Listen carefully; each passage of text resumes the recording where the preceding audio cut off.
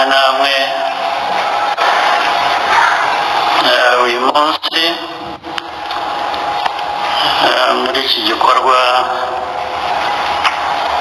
cyo gusangira no gushima uko mwabiteguye.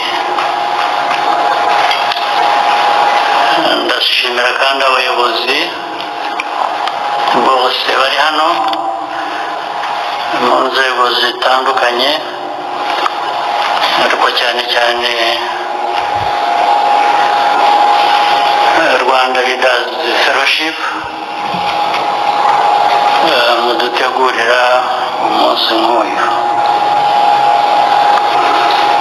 Ndishimye rero kuza kuba ndi kumwe namwe, kandi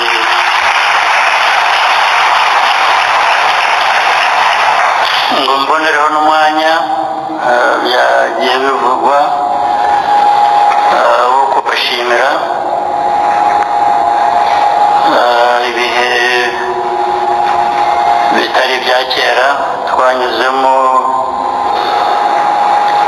biganisha mu bindi bikorwa.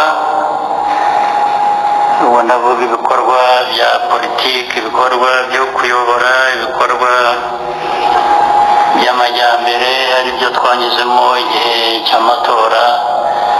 Mwarakoze cyane. Ukanguha ikaze gukurikirana ibiganiro bya Sharia TV aho uherereye hose mu nguni z'isi, by'umwihariko abari imbere mu gihugu cyacu cy'u Rwanda.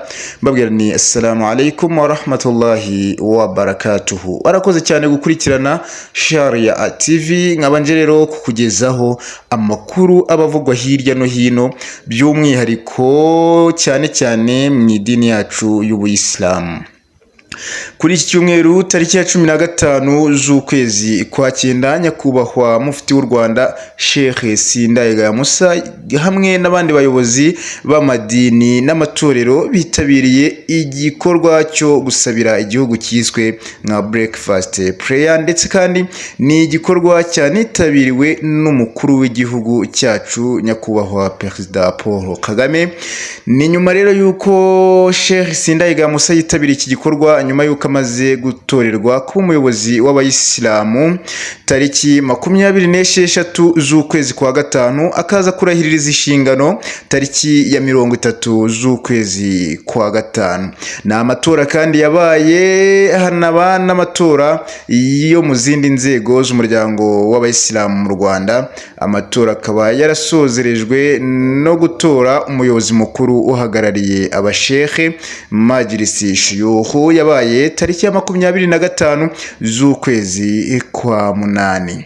Ahari abantu rero ni habururuntu, hari abishimiye itorwa rya mufti w'u Rwanda ndetse n'abandi bayobozi, ariko hari n'abatarabyishimiye kubera yuko uwo Allah yahaye inema y'ubuyobozi nta wundi muntu ushobora kwimwambura usibye yuko ari Allah subhanahu wa ta'ala.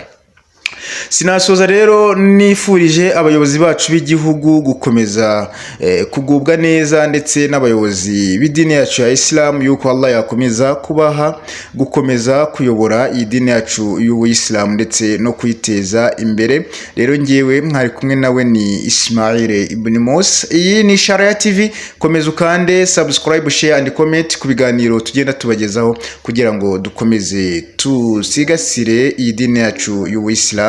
Warakoze cyane rero weho wemeye kudushyigikira.